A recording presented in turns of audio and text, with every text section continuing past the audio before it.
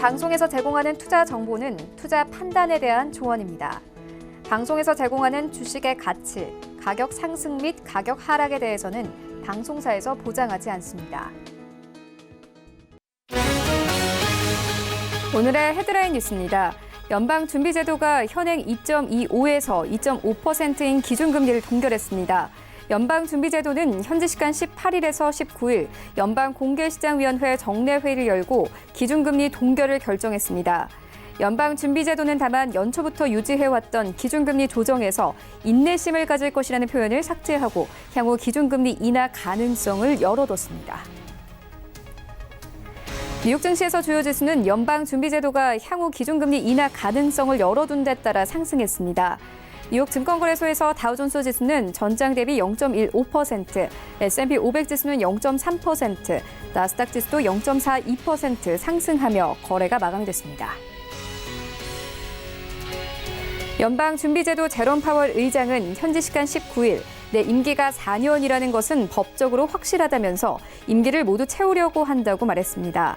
그러면서 연준은 우리의 임무를 충실히 수행하고 있다며 정치적 통제로부터의 독립은 경제와 우리나라 모두를 위해 제도적으로 중요하다라고 강조했습니다. 시진핑 중국 국가주석이 오늘 베이징 공항에서 전용기로 평양을 방문해 21일까지 1박 2일간의 국빈 방문 일정을 소화할 예정입니다. 중국의 최고 지도자가 방북한 것은 2005년 당시 후진타오 전 주석 이후 14년 만에 처음입니다. 북중 정상은 평양에서 제5차 북중 정상회담을 통해 수교 70주년을 계기로 양국 관계를 격상하는 선언을 내놓을 것으로 보입니다.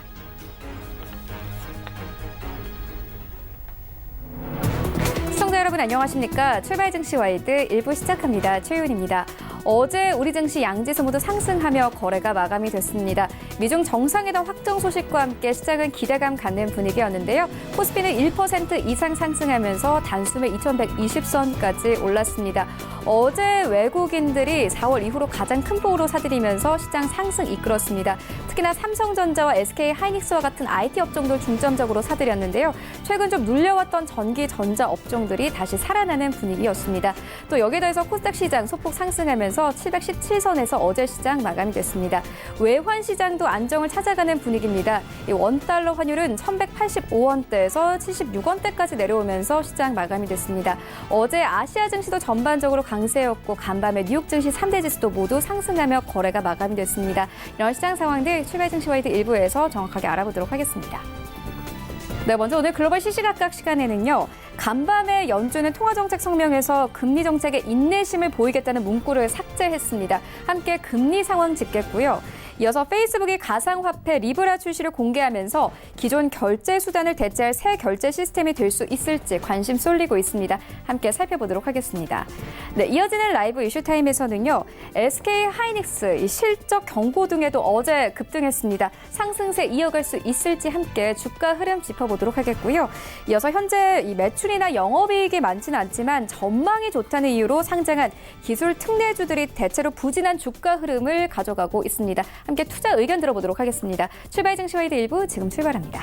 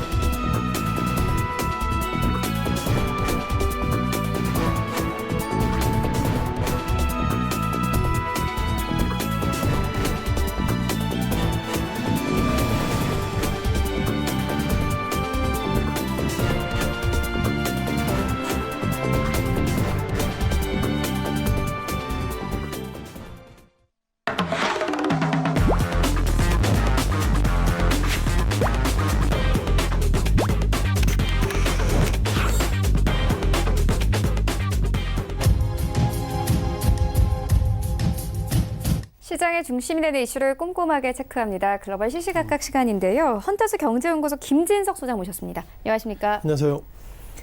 네, 먼저 간밤에 가장 중요한 이슈부터 다뤄보고 가도록 하겠습니다. FOMC가 기준금리를 예상대로 현행 2.25에서 2.5%로 유지하기로 했습니다. 또 통화정책 성명에서 금리 정책에 인내심을 보이겠다는 문구를 삭제를 했습니다. 좀 자세하게 짚어봐 주시죠. 네, 많은 분들이 미국 시장에서 과연 기준금리 동결 이것이 어떻게 될 것인가 그것이 큰 관심인데요. 네. 기본적으로 기준금리 동결했다 이런 부분들 정리할 수 있겠고, 다만 이후에 그러니까 6월달 FOMC 회의가 끝났기 때문에 앞으로 4번의 FOMC 회의가 열릴 예정입니다. 그 가운데서 과연 몇 번을 기준금리를 인하할지 그런 부분들이 시장이 좀 뜨거운 관심으로 나오고 있다 보겠습니다. 자, 성명서라는 것이 상당히 의미가 있는데요. 자, 보신 것처럼 제롬 파월 의장 관련돼서는 트럼프 대통령이 그동안 기준금리 인하해라 이런 코멘트가 있음에도 불구하고 아직까지 경고하게 하지 않았다 이런 부분들이 눈에 띄는 부분인 것 같고요. 자, 그럼 오늘 새벽에 나왔던 그 이번에 6월 FOMC의 기준금리 관련돼서 성명서 내용을 잠깐 보시면서 말씀 좀 드려보겠습니다. 자, 기본적으로 두 개가 나와 있죠. 기준금리 동결이다. 그리고 인내심이라는 단어가 삭제됐다. 이런 부분들이 가장 큰 핵심인데요. 자, 보신 것처럼 그 이번에 FRB 관련돼서 성명서 주된 내용을 두 가지로 말씀드리겠습니다. 첫 번째, 즉 지난 5월달 FOMC 회의 열렸죠. 5월달 이후에 여전히 미국의 노동시장이 좋아지고 있고 그리고 경제활동도 상당히 완만하게 좋아지고 있습니다. 즉 5월달 이후에 미국 경제도 좋아지고 있다. 이런 부분들을 보이겠고요. 또한 눈에 띄는 것도 일자리 부분입니다. 일자리 관련돼서 여전히 견고하게 되어 있고 다만 또한 비실업률도 여전히 상당히 그 비실업률이 적어지고 있기 때문에 미국 경제는 좋아지고 있습니다. 이런 부분이 있어서 이런 현재까지 흐름으로 보면 결국 기준금리를 내릴 수 있을까 이런 부분들이 일단 의구심을 좀 가져야 될 것 같습니다. 다만 눈에 띄는 것들은 이 아래 하단의 부분인데요. 이번에 이번에 그 연준 관련돼서 결정했습니다. 뭘 결정했냐면 2.25에서 2.5%로 결국 기준금리를 동결하겠습니다. 이런 결정을 했고요. 동결하게 된 기본적인 계기는 이후에 즉 5월달 이후에 상당히 미국 경기가 좋아지고 있습니다. 이런 부분들로 보면은 아직까지 시장에 대한 방향성을 정확하게 못 정하고 있다 보겠습니다. 다만 눈에 띄는 부분들은 앞서서도 이 페이션트 즉 인내심이라는 단어를 좀 말씀드려보겠는데요. 자, 지난 5월달의 내용을 좀 보시면서 말씀드려보겠습니다.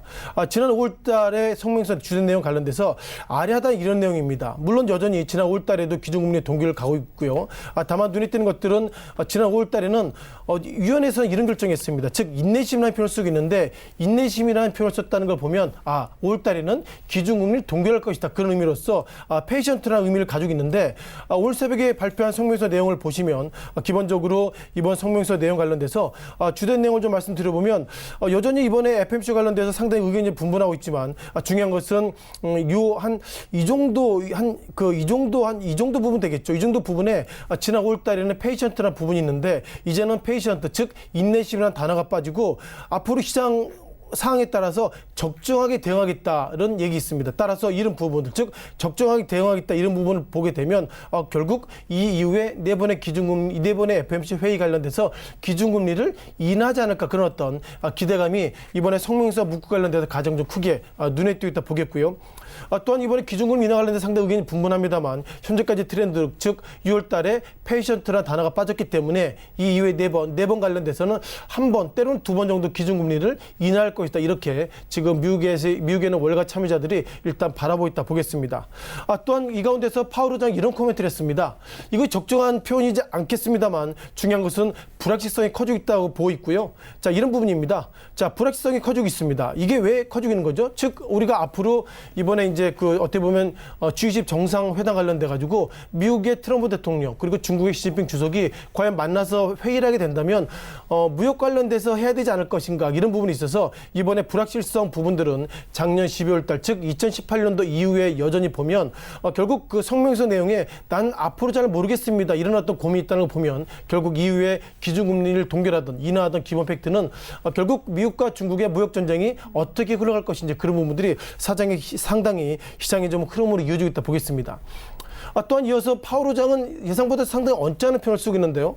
아신 것처럼 트럼프 대통령이 작년에 이런 얘기했습니다. 즉 제롬 파월 의장은 기준금리를 인하해야 된다 이런 코멘트 했는데 그럼에도 불구하고 제롬 파월 의장은 기준금리를 동결했습니다. 동결하게 된 주된 내용은 결국 그 트럼프 대통령이 이런저런 얘기를 한다고 해서 기준금리를 인하하거나 그렇게 하는 것이 아니라 즉 미국의 경제 상황에 따라서 상당히 유동적으로 움직이기 때문에 제롬 파월 의장은 상당히 트럼프 대통령 관련돼서 앞서서 말씀드렸던 것처럼 내 임기는 4년이다 이런 얘기했다는 거 보면 트럼프 대통령 관련돼 가지고 어떻게든 얹지 않은 부분들을 일단 좀 표현하고 있다 이렇게 좀 말씀 들어볼 필요는 같고요. 중요한 것은 그럼에도 불구하고 제롬 파월 의장을 넘어서 트럼프 대통령은 취임 때 이런 얘기했습니다. 어떻게 보면 지난 젤린 앨런 의장은 내가 취임 전후해가지고 기준금을 올렸기 때문에 결국 나는 여전히 기준금을 내려야 된다 이런 부분을 가지고 있기 때문에 어쩌면 이와 관련돼서 트럼프 대통령은 여전히 기준금을 인하를 요구하고 있고 그리고 제롬 파월 의장을 연초에는 한번 바꿔볼까 이런 얘기했다는 걸 보면 과연 어떻게 될지 몰라도 중요한 팩트는 경제 상황에 따라서 기준금리는 인하할 수 있다 이렇게 제롬 파월 의장이 경제의 어떤 팩트로서 문제를 약간 넘기는 것은 아닌가 이렇게만 들어보겠습니다. 자 마지막으로 트럼프 대통령 이제는 어저께 다시 한번 어떻게 보면 플로리다에서 재선 관련돼서 난 앞으로 또 대통령 하겠습니다 이런 코멘트가 있는데 주된 캐치프레이즈에 이런 단어 나오고 있습니다. 미국을 계속 위대하게라는 표현을 쓰고 있는데요. 네.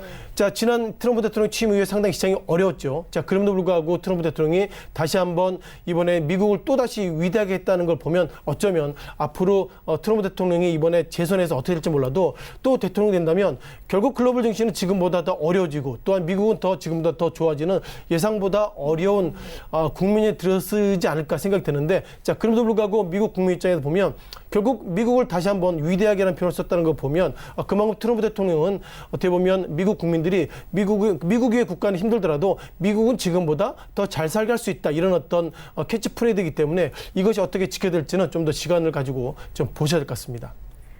네, FOMC 회의 함께 짚고 왔는데 이 회의와 함께 간밤에 뉴욕 증시 3대 지수 모두 상승하며 거래가 마감이 됐습니다. 하지만 금리 인하에 대한 기대감이 나왔기 때문에 좀 금융주들이 대체로 좀 부진했어요. 시장 상황도 좀 자세하게 짚어봐 주시죠.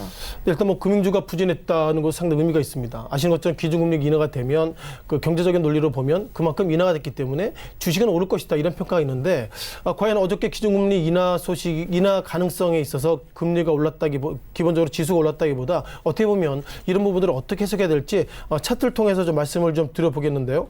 자, 그동안 뭐 트럼프 대통령 관련돼서는 기준금리를 계속 인하해야 된다 표현을 쓰고 있는데 직전입니다. 즉 작년 12월 달에 기준금리를 인하하고 나서 여전히 동결의 모습을 가지고 있는데 작년 12월 달 기준금리 인하했음에도 불구하고 미국의 어떤 다우지수가 급락의 모습을 가지고 있습니다.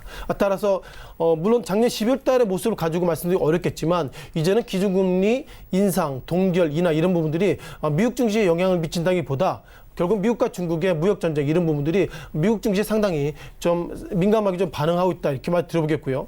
기본적으로 오늘 새벽 관련돼서 미국의 지수의 모습을 보시면 눈에 띄는 것들이 몇 개 있습니다. 기본적으로 다우 지수의 모습을 보시면요, 상승업종 관련돼서 은행업종이 상승률 상위에 있지 않습니다. 즉 골드만삭스 같은 경우에는 기준금리가 인하할 수 있습니다. 이런 소식에 예상보다 유나이티드 헬스나 그리고 월트 디즈니가 1%대 급등했음에도 불구하고 앞서 말씀드렸던 것처럼 금융주 관련돼서 골드만삭스가 0.3% 그러니까 소폭이나마 상승을 보이겠다는 걸 보면 예상보다 기준금리 관련돼서 금융업종이 현재까지 상당히 연관성은 좀 적은 것은 아닌가 이렇게 말씀 들어보겠고요. 3대 지수가 소폭이나마 상승했습니다. 다우는 0.1% 그리고 S&P, 나스닥도 기본적으로 1%의 언더인 즉 0.3% 때로는 0.4% 상승이기 때문에 많은 분들이 기다리던 기준금리 이슈 관련돼서 상당히 좀 둔감한 모습을 좀 더 보였다 보겠고요. 자, 그럼에도 불구하고 미국 FOMC 관련돼서 여러 점도표에 대한 리뷰를 좀 드려보겠습니다. 잠시 좀 이 화면을 좀 다시 한번 보셔야 되겠는데요. 자, 통상 점도표는 1년에 4번 나옵니다. 3월달, 6월달, 9월달, 12월달에 나오고 있는데요. 지난 3월달 관련돼서 지난 3월달에는 연준 위원들이 이런 판단하고 있습니다. 즉 이번 3월달 기준으로 보면 결국 미국의 GDP가 2020년에는 1.9 그리고 소비자 물가지수가 2019년 올해는 1.8를 보고 있는데 올해를 좀 잠깐 보실까요? 앞서서보다 약간 변화가 있습니다. 어떤 변화가 있냐면요. 다시 한번 보시면 이번 3월달 기준으로 보면 2020년에 미국의 GDP가 1.9를 보고 있는데 이번 6월달에는 1.9가 아니라 2.0이기 때문에 미국 경제는 지금보다 좋아질 수 있습니다. 이런 평가를 가지고 있고요. 자, 그럼에도 불구하고 좀 보시기 좀 그러시겠지만 소비자 물가지수가 올해는 3월달 기준으로 1.8 그리고 6월달 기준으로 예상보다 소비자 물가지수가 소폭이나 하겠다는 걸 보면 미국의 어떤 전체적인 GDP는 좋아지고 있지만 소비자 물가지수가 떨어지고 있다. 즉 이와 관련돼서는 경제가 안 좋아지는 것은 아닌가 이런 부분들이 예상보다 시장의 화두인 것 같고요. 따라서 점도표가 상당히 좀 변화가 커지고 있다는 말씀을 좀 들어보겠습니다. 좀 더 내려보시면 점도표에 대한 부분 말씀 들어보겠는데요. 현재 그 미국의 금리가 얼마죠? 2.25에서 2.5입니다. 그러니까 2.25에서 2.5 이 정도 밴드인데 눈에 띄는 것들은 연준위원들이 17명인데요. 17명들이 2.25에서 2.5보다도 지금보다 내리 그러니까 1.75에 2.6 이쪽의 예상보다 많은 사람들이 앞으로 기준금리를 지금보다 떨어뜨릴 수 있습니다. 이런 판단이기 때문에 점도표상으로 보면 3월달보다 상당히 점도표가 내려갔다. 이것을 보면 기준금리는 지금보다 내릴 수 있다는 여지를 가지고 있는데요. 기준금리는 내릴 수 있다는 것이 미국 경제가 안 좋아졌다기보다 소비자 물가 지수가 예상보다 떨어져 있기 때문에 소비자 물가 지수가 떨어져 있다면 금리를 지금보다 내려도 그만큼 시장에 충격이 적을 것이다. 이런 판단 속에서 예상보다 이번 6월달 점도표 모습 보면 좋을 것 같습니다. 다만 그럼에도 불구하고 또 다른 팩트 그러니까 제롬 파월 의장이 불확실성이라는 표현을 썼는데 이 불확실성의 주된 내용이 이번에 G20 정상회담 관련돼 가지고 미국과 중국이 과연 어떻게 협상할까 이런 부분들이기 때문에 현재까지 데이터보다도 가장 중요한 것은 이번에 G20 정상회담 관련돼서 과연 그들이 어떻게 협상할지 그런 부분에 따라서 점도표나 기준금리 이런 부분들을 모든 것을 블랙홀처럼 빨아들일 수 있기 때문에 이번에 정상회담의 결과 그리고 예상이 상당히 중요하다라고 판단하고 있습니다. 네, 뉴욕 증시 짚고 왔는데 종목별로도 좀 살펴보도록 하겠습니다. 페이스북 살펴볼 텐데요. 페이스북이 가상화폐 리브라 출시를 공개하면서 기존 결제 수단을 대체할 새 결제 시스템이 될지 현재 관심이 쏠리고 있습니다. 하지만 간밤에는 소폭 좀 내렸습니다. 미국 하원 쪽에서 성명을 냈습니다. 페이스북은 개인정보를 신중하는 데 사용하는데 소홀히 해왔다며 의회와 규제 당국의 검토가 이뤄질 때까지 결제 서비스 개발을 중지해야 한다 이렇게 밝혔습니다. 아무래도 좀 기대와 우려가 함께 나오고 있는 것 같아요. 어떻게 보십니까? 일단 페이스북이 보면은 좋아요 싫어 이런 단어가 있는 것이 아니라 페이스북이 이번에 새로운 가상화폐를 통해서 이제는 페이스북 안에서 모든 것들을 할 수 있다. 그런 즉 자신감의 좀 표현이다. 이렇게 좀 말씀드려보겠고요. 중요한 것은 페이스북 관련돼서 먼저 차트를 보시면서 말씀드려보겠는데요. 자, 페이스북의 차트입니다. 통상 트럼프 대통령이 트위터를 상당히 좀 잘하고 있지만 페이스북 관련돼서 2019년 들어서 주가가 그렇게 많이 올랐다고 말씀드리기 어려운 것 같습니다. 만약 월봉 차트를 보시면요. 페이스북이 2017년도 이후에 상당히 좀 상승한 모습 보이고 있습니다만 이것이 일봉으로 보면 어떻게 보면 작년 7월 달 이후에 주가가 주당 218달러부터 작년 말에는 123달러 그러니까 단기간에 즉 그 한 4, 5개월 만에 이렇게 어떻게 보면 50% 이상 급락의 모습을 가지고 있고요. 이 가운데서 나왔던 이유가 어떻게 보면 페이스북 관련돼서 개인정보 유출 이런 부분들이 예상보다 실적 이외, 경제적 실적 이외 이런 어떤 비계량적인 부분에 있어서 충격이 좀 커지고 있다 보겠고요. 따라서 올 한 해 2019년도 1월부터 상승을 어떻게 볼지 모르겠지만 중요한 것은 지난 시기에 급락에 의한 단기적인 급등이지 않을까 이렇게 좀 말씀드려보겠습니다. 또한 페이스북을 넘어서 이번에 가상화폐에 가장 이슈가 되는 것이 우리가 가상화폐에 대한 부분인데요. 아시는 것처럼 우리가 비트코인 관련된 과거에 상당히 어려웠던 부분이 있었고 그러다 보니까 가지아를 비롯해서 상당히 비트코인 그 소위 가상화폐 충격 속에서 상당히 어려웠던 모습을 가지고 있는데요. 자, 이걸 좀 보실 것 같습니다. 이게 코인데스크닷컴인데요.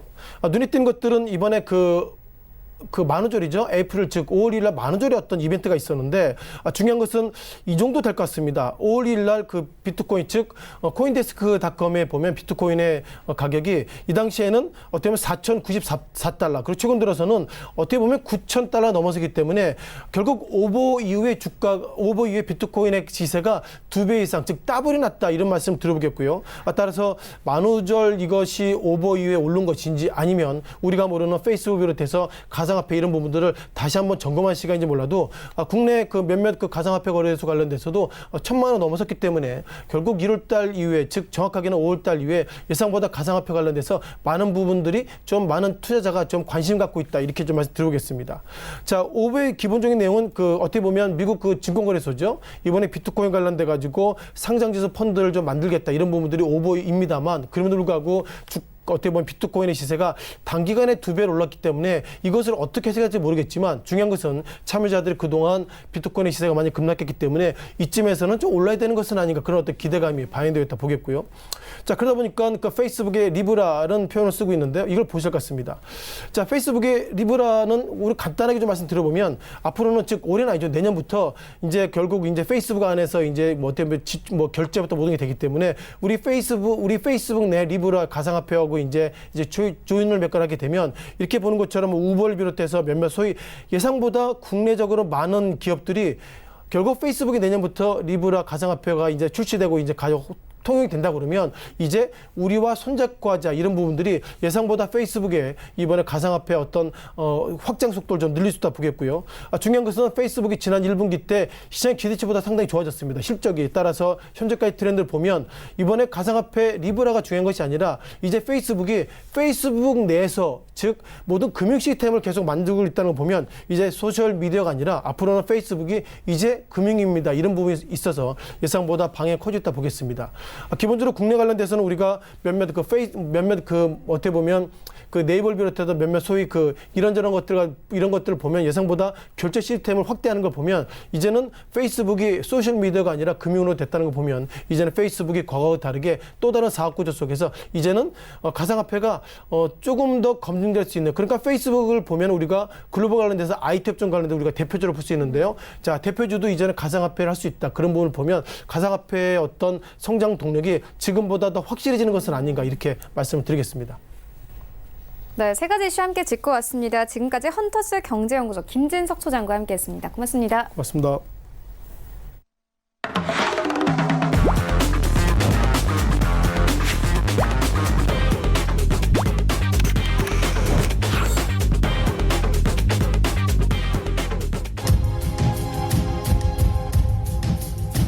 네, 이번에는 국내 시장 쟁점 함께 분석해 보도록 하겠습니다. 라이브 이슈 타임인데요. SK증권여부 PIB센터 이재강 이사 화상으로 연결되어 있습니다. 안녕하십니까? 예, 안녕하세요. 네, 이사님 오늘장 분위기 어떻게 보고 계십니까? 예, 제가 앞서서 지난 5월 달을 마무리 짓고 6월 달에 접어들면서 반등 시점이다 하는 말씀 드렸습니다. 하지만 이 반등은 말 그대로 반등이기 때문에 급락에 따른 자율적인 반등 이상의 의미를 아직 부여하기 어렵기 때문에 투자자들께서 조심하고 그리고 초보 투자자들 특히 매매를 자제하자. 이번 반등이 다 마무리됐고 그다음에 눌림을 받고 두 번째 오는 상승이 투자자들한테 진짜 수익을 줄 수 있는 상승이다 하는 말씀을 드렸는데 과연 그 상승이 시작됐는지 이제 조심스럽게 진단해 볼 필요가 있지 않나 생각이 듭니다. 자, 오늘 새벽 그냥 뉴욕 증시. 계속해서 이번 주에 있었던 굵직한 이슈 두 개가 그래도 긍정적으로 마무리되면서 미국 주가가 상승을 보이고 있고 미국 주가는 아마 연중 최고치를 다시 돌파하지 않을까 하는 기대감을 갖고 있습니다. 지난해 찍었던 사상 최고치 돌파 가능성도 내비쳐지고 있지 않나 하는 생각을 가져봅니다. 그렇다고 본다면 국내 증시도 이제는 최악의 상태는 완전히 벗어난 탈출한 그런 모습을 보여주고 있고 더군다나 자 6월 말까지는 추가 상승의 무게 비중이 높은 그런 모습을 보여주고 있다. 자 그렇다고 본다면 투자자분들께서도 이번 주와 다음 주까지는 좀 더 공격적인 투자 전략을 세우셔도 좋지 않을까. 잠시 후 투자 전략 시간에 다시 한번 언급해드리겠습시다만 그동안 다소 우울하고 뭔가 미진했던 상황들이 해결의 실마리 얽혔던 실타래가 풀리는 듯한 그런 모습이 주식시장에서도 나타나고 있다. 이렇게 말씀을 드립니다. 네, 이사님 말씀처럼 어제 시장이 조금 크게 올랐습니다. 특히나 어제 IT 업종들이 좀 크게 올랐는데 SK 하이닉스가 급등했습니다. 실적 경고 등에도 상승세가 나왔는데 이렇게 상승세가 나오는 이유가 뭡니까? 네, 아주 중요한 질문을 하신 것 같아요. SK 하이닉스에 대한 향후 전망치가 안 좋습니다. 실적도 안 좋습니다. 올 하반기에도 그렇게 좋을 것 같지도 않습니다. 자, 그런데 주가는 어제 하이닉스 같은 대형주가 무려 6% 가까운 5.99%가 급등하는 그런 모습이 펼쳐졌습니다. 자, 그렇다면 이건 뭐를 의미하는 거냐? 두 가지죠. 정신 나간 사람들이 하이닉스에 대해서 집중적으로 매수했다든가 했거나 아니면 이미 SK 하이닉스에 대한 악재는 모두 시장에 반영돼서 더 이상 크게 하락할 것이 없다는 자신감이 일부 선도 세력을 중심으로 해서 매수에 들어온 그런 모습이 아닌가 생각이 듭니다. 충분히 이것은 서두에 언급해드린 바와 같이 그 정신 나간 사람들이 주식시장에서 매수할 수는 없습니다. 더군다나 SK 하이닉스를 어제 6% 가까이 급등시켰던 주요 요인이 외국인 투자자들이었어요.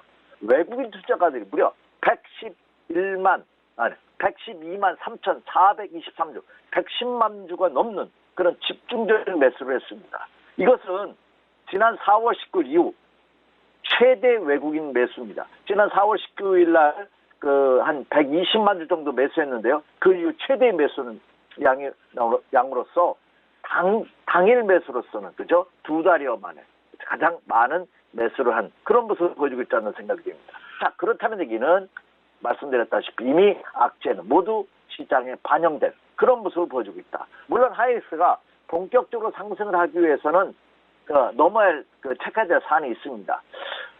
당분간의 실적이 안 좋다 하더라도 올 4, 4분기 아니면 내년에는 실적이 턴어라운드 할 거라는 가시적인 효과가 시장에서 나타나야 되는데 그것은 아직 나타나고 있지는 않습니다. 하지만 이미 충분한 조정을 보였고 특히 SK하이닉스가 그동안 낙폭이 컸던 이유 중에 하나가 미국과 중국의 무역전쟁이 발발한다면 특히 화웨이 사태로 인해서 화웨이에 많은 물량을 납품하고 있는 SK하이닉스가 하락에 직격탄을 맞은 것이 아닌가. 이것이 해빙 모드, 화해의 모드로 들어간다면 SK하이닉스는 턴어라운드의 가능성이 있지 않냐 하는 의견들이 외국인 투자가들 중심으로 해서 매수세를 불러일으키는 것이 아닌가. 이렇게 생각이 됩니다. 물론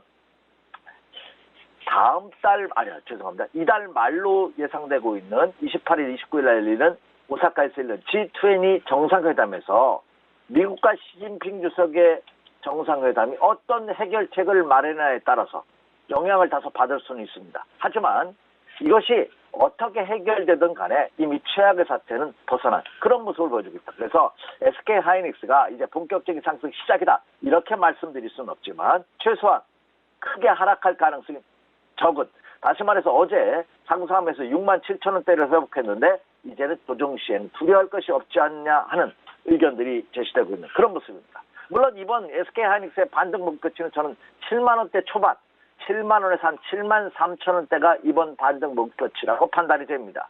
어제 저가가 67,200원이라고 본다면 적게는 한 3천 원 내외, 많게는 한 5천 원 내외까지 상승이 가능합니다. 그러면 상승의 폭은 그렇게 많지는 않아요. 그래서 지금 적극적으로 매수하자 이렇게 말씀드릴 수는 없지만 그러나 하락을 이용한 분할 매수 전략, 중장기 전략에는 크게 이상이 없는 그런 모습이다. 이렇게 말씀을 드립니다. 네, SK하이닉스는 상승세 이어가고 있지만 반대로 하락세를 이어가고 있는 종목들도 있습니다. 현재 매출이나 영업이익이 많지는 않지만 전망이 좋다는 이유로 상장한 기술 특례주가 그 예인데요. 아무래도 좀 실적이 뒷받침되지 않으면 주가 역시 불안정할 수밖에 없을 것 같습니다. 투자 전략 어떻게 가져가면 되겠습니까? 네.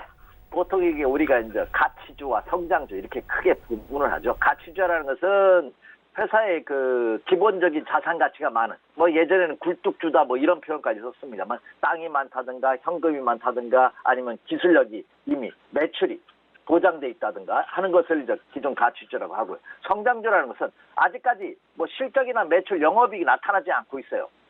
단순히 미래 성장 가능성이 높은 종목이 성장주라고 합니다. 그런데 국내 주식시장에서도 매출과 실적, 영업이익은 부진한다 하더라도 성장 조건에 충족되지 않았는데 성장 가치만으로 특례 상장을 시킨 종목이 바로 기술 특례주죠. 그 기술 특례주들이 최근 급락하는 모습이 펼쳐지고 있습니다. 한 2달여 동안 연속 하락을 보이면서 고점 대비 거의 30-40% 이상 급락한 종목이 속출하고 있고 최근 들어서 10% 이상 크게 하락하는 그런 모습이 펼쳐지고 있습니다. 자, 그것은 정상적으로 이 성장주라는 것은 기업 환경이 좋을 때, 경제 펀더멘털이 좋을 때, 그리고 경기 전망이 좋을 때 성장주들이 가치를 발합니다. 그런데 지금은 여러분 어떻습니까? 특히 국내 시장의 경우는 각 기업들의 경제 전망치가 하향화되는 그런 모습을 보여주고 있고, 국내외 주요 증권사들이라든지 그 경제단체에서 대한민국의 신용 경제 전망, 성장률을 하향 조정하는 그런 모습이 나타나고 있다는 점입니다. 그러다 보니까 기존 가치주에 비해서 이 성장주들이 최근 급락하는 요인이 되지 않나 이렇게 예상이 되고 있습니다. 더군다나 시장에 대한 불안감, 기업 실적에 대한 불안감이 수급 불안에 대한 불확실성까지 야기시키면서 최근 이들 종목의 급락으로 이어진 그런 모습이 아닌가 생각이 됩니다. 특히 국내 상장된 기술 특례주의 모습을 보면요, 대부분 그 바이오주들이 대거 포진하고 있습니다. 대부분 바이오주입니다. 그런데 여러분들 아시다시피 지금 삼성 바이오로직스 사태가 아직까지 실마리를 못 풀고 있어요. 반년 동안 계속 조사만 하고 있습니다. 아직도 해결의 실마리를 못 풀고 있습니다. 여기에다가 여러분도 아시다시피 인보사, 코롱티슈진이 상장 폐지 우려 가능성이 야기되고 있는 어제 발표하려다가 연기를 했죠. 다시 한번 한 달 연기된 모습인데요. 여전히 또 인보사 사태가 바이오 업체 전반적으로 투자 심리를 축축시키고 있는 이런 모습입니다. 이런 것들이 겹치면서 기술 통계주들이 큰 된소리를 맞은 것이 아닌가 생각이 듭니다. 특히 MG캠 생명과학이라든지 올릭스 그리고 진호 믹트리 같은 종목들은 그 고점 대비 거의 30-40% 이상 하락했고요. 최근 신규 상장된 마이크로 디지털이라든지 아빠바이오 같은 종목군들도 최근 일주일 새 10% 이상이 크게 하락하는 그런 모습을 보여주고 있다는 점입니다. 따라서 이들 기술 총매주들은 본격적으로 경기가 확장세, 다시 말해서 경기 호조세라든지 기업 실적이 가시권에 들어오기까지는 다소 수확률을 보일 가능성이 높지 않나 생각이 됩니다. 다만 단기 급락에 따른 과매도 국면에 진입했기 때문에 반등 국면에 도래하고는 있습니다만, 그렇죠? 이 기술 통계들도 실적 가시와 여부에 따라 옥석이 철저하게 가려지는 그런 모습이 나타날 가능성이 높다 이렇게 말씀을 드립니다. 네, 그렇다면 오늘장 전략은 어떻게 가져가 보면 되겠습니까? 네. 자, 이번 주에 굵직한 이슈가 두 개가 지나갔죠. 자, 트럼프 대통령이 제2의 고향으로 말하고 있는 플로리다, 올랜도에서 출정식을 했습니다. 2020년 내년 11월 3일 날 미국 대통령 선거가 열리는데 이제 그 된장적인 서막이 올랐습니다. 역시 다시 한번 어게인 미국 위대한 미국을 천명하는 그런 발언을 함으로써 출정식을 했죠. 자, 그런데 그것 또한 이제 그 시장에는 긍정적으로 받아들였고요. 그리고 19일 날 마감됐던 FOMC 회의도 비둘기파적인 우호적인 멘트로 인해서 미국 시장이 말씀드렸다시피 연고점을 돌파할 가능성이 야기되고 그런 모습입니다. 자, 그리고 절기상으로 이번 주 토요일 내일 모레가 하지라고 합니다. 하지라는 것은 낮 기간이 가장 길다는 얘기죠. 북반구에서는 해가 지지 않는 그런 날이 하지입니다. 이 하지로 인해서 이제 계절의 변화가 완연하게 여름으로 바뀌는 그런 모습인데요. 국내 주식시장도 그동안 암울했던 침체 국면에서 벗어날 가능성이 한층 높아지고 있다. 이렇게 말씀을 드립니다. 이미 국내 시장도 지난 5월 달에 바닥에서 완전히 벗어나면서 6월 달 같은 경우에는 적어도 다음 주까지는 추가 상승이 가능한 그런 모습을 보여주고 있기 때문에 투자자분들께서도 좀 더 공격적인 투자 전략이 오늘, 내일, 다음 주까지 펼쳐져도 좋지 않을까 이렇게 예상이 됩니다. 물론 다음 주에 있을 28, 29일 날 있을 그 G20 정상회담 그 개최 결과가 어떻게 나오느냐 이거에 따라서 영향도 다소 받겠습니다만 이미 말씀드렸다시피 최악의 국면은 지나간 그런 모습이 아닌가 생각이 돼서 오늘과 내일쯤 그리고 다음 주 초에는 좀 더 공격적인 매수 전략을 펼쳐보셔도 좋겠다 이렇게 말씀을 드립니다. 자, 그렇다면 국내 시장도 해외 시장처럼 본격적인 상승을 하기 위해서는 어떤 모습이 펼쳐져야 되냐 그거 한번 살펴보도록 하겠습니다. 먼저 첫 번째는 원달러 환율 동향이죠. 제가 또 하나 긍정적으로 생각하는 것이 원달러 환율 동향입니다. 그래서 제가 굉장히 중요하게 생각하죠. 어제 원달러 환율 동향이 모처럼 만에 10원 가까이 하락을 했습니다. 이 변동의 폭이 너무 컸다는 것은 다소 불안합니다만 그러나 9원 70전 하락하면서 1176원 10전으로 마감을 했어요. 1170원대 중반까지 떨어진 그런 모습입니다. 환율이 1170원대 중반까지 떨어진 것은 지난 5월 8일 1169원 40전을 기록한 이후 종가상으로는 최저입니다. 그러니까 한 달 반 만에 이제 달러와의 강세, 원화 약세 국면이 해소되는 그런 모습을 보였다는 거죠. 그래서 어제장에서도 주가의 반등을 이끌었던 것이 외국인 투자가들이라고 본다면 이 환율 시장의 하향 안정화는 국내 시장에서 긍정적인 요인으로 작용할 가능성이 없다. 그래서 환율 시장 동향 계속해서 체크해 주시기 바라고요. 자, 두 번째는 말씀드렸다시피 시장의 흐름이 긍정적으로 바뀌면서 거래량도 어제 대개 증개되는 그런 모습을 보여주고 있기 때문에 시장의 체력이 좀 더 강화되고 있다. 이렇게 말씀드립니다. 자, 그렇다면 이번 상승이 본격적인 상승으로 전환되기 위해서는 넘어야 될 체크포인트 산이 있습니다. 제가 지금 말씀드리는 포인트를 꼭 주시해 주시기 바랍니다. 코스피 시장을 기준으로 본다면 2192포인트입니다. 어제 종가가 2124포인트예요. 그럼 몇 포인트? 68포인트입니다. 국내 시장이 이번에 6월 말 7월 초까지 2192포인트를 돌파해 준다면 국내 시장은 완전한 상승 전환이라고 보셔도 좋습니다. 코스닥으로 표현하자면 코스닥은 753포인트입니다. 어제 코스닥의 종가가 얼마입니까? 717포인트입니다. 그럼 몇 포인트 차이가 납니까? 그렇죠? 36포인트 정도 차이를 보이고 있죠. 그러니까 753포인트를 돌파하는지 여부 한번 체크해 주시기 바랍니다. 그래서 코스닥은 36포인트 정도, 거래소 시장, 코스피 시장은 약 70포인트 정도 이번 상승에서 상승을 보인다면 완전한 상승 전환이기 때문에 좀 더 적극적으로 매수해도 좋다 이렇게 말씀을 드립니다. 그래서 이 상승 전환 포인트 꼭 염두에 두시면서 매매 전략을 세워주시기 바랍니다. 자, 이제 결론입니다. 말씀드렸다시피 이번 최소한 다음 주까지, 이달 말까지는 주가 상승에 여러분 어느 정도 자신감을 가지셔도 좋지 않을까 이렇게 생각이 됩니다. 자, 그렇다면 무엇을 매수해야 되느냐가 여러분 가장 고민거리 겁니다. 자, 매수할 종목 이미 정해졌습니다. 뭐죠? 어제장에서도 나타났다시피 기업들의 실적 악화에 대한 우려감이 해소된 모습입니다. 그렇기 때문에 낙폭 과대된 업종 대표주들이 이번 반등장에 주도주로 포함될 가능성이 굉장히 높지 않을까 이렇게 예상이 됩니다. 낙폭 과대 주도주라면 어제 SK 하이닉스에서도 나타났다시피 반도체 관련주도 되겠고요. 그리고 조선 관련주도 되겠고요. 그리고 대중국과 낙폭이 컸던 백화점 유통 관련주도 되겠고요. 화장품 관련주도 되겠다. 이들 종목군들은 워낙 낙폭이 컸기 때문에 눈여겨보셔도 좋겠고, 또 우리의 대표적인 수출 효자 산업에다가 큰 어려움을 겪었던 조선업체들도 역시 낙폭 과대된 대표적인 업종이지 않나 생각이 됩니다. 이들 종목 눈여겨보셔도 좋겠고요. 그리고 현재 문재인 정부가 적극적으로 추진하고 있는, 그렇죠?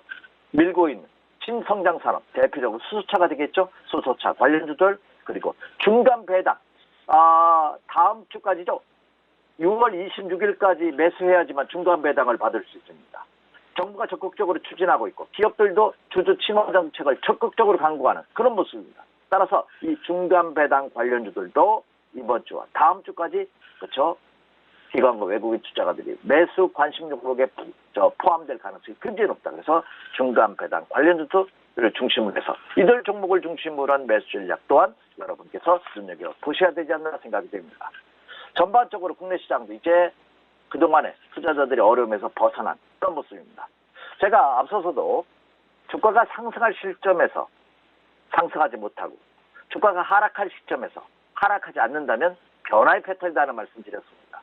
지금 국내 시장도 그동안은 악재가 시장을 지배했다면 이제는 악재보다는 자그마한 호재에도 주가가 크게 변동할 수 있는 그런 기틀을 마련한 그런 모습을 보여주고 있다는 점입니다. 그렇다고 본다면 투자자분들께서도 이제는 들여 마시고 오늘과 내일, 오늘 목요일과 금요일장을 이용해서 제가 말씀드렸던 종목을 중심으로 해서 주식 비중을 좀 더 늘려가는 그런 매매 전략을 세우셔도 좋다 이렇게 말씀을 드립니다. 전반적으로 이제 국내 시장도 썸머랠리 가능성이 조심스럽게 예측된 그런 모습입니다. 제가 말씀드렸던 체크포인트만 돌파된다면 올여름은 투자자들한테 기쁨을 주는 시장이 될 가능성이 높다는 점이죠. 그 점을 염두에 두시면서 오늘과 내일장은 오히려 좀 더 주식 편입 비중을 늘리는 이런 매매 전략으로 임해 주십시오. 이렇게 말씀을 드립니다. 이상입니다. 네, 현재 반등 국면이기 때문에 추가 상승에 무게를 둬야 한다 이렇게 짚어주셨습니다. 지금까지 SK증권 여부 PIB센터 이재강 이사와 함께했습니다. 고맙습니다. 네, 감사합니다. 네, 1부는 여기서 모두 마치도록 하고요. 잠시 후 2부에서는 전문가들과 함께하는 종목 라이브쇼 라이브 매매 타임이 이어집니다. 여기에 더해서 오늘 장에서 이슈몰이라고 있는 특징주까지 꼼꼼하게 살펴봐 드리겠습니다. 채널 고정해 주시고요. 저희는 잠시 후 2부로 다시 찾아오도록 하겠습니다.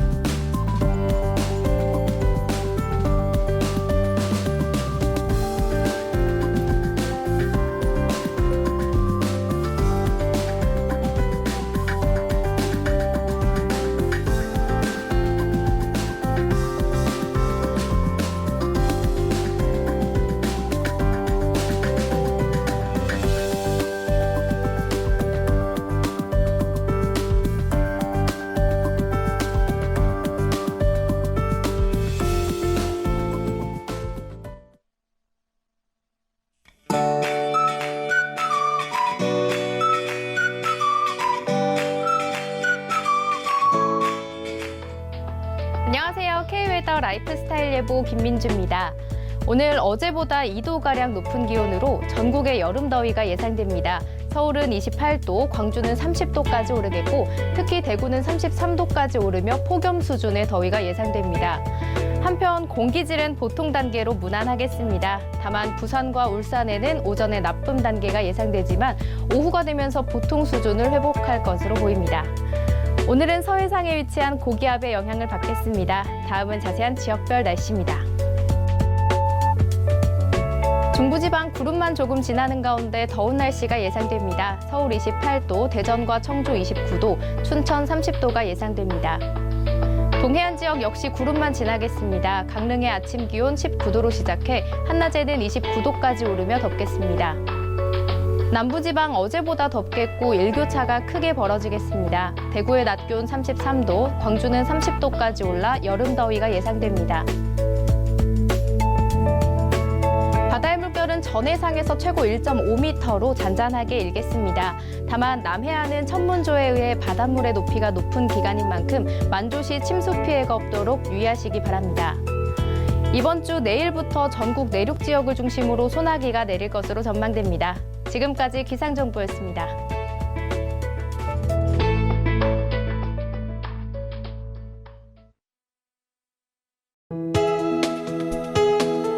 본 방송에서 제공하는 투자 정보는 투자 판단에 대한 조언입니다. 방송에서 제공하는 주식의 가치, 가격 상승 및 가격 하락에 대해서는 방송사에서 보장하지 않습니다.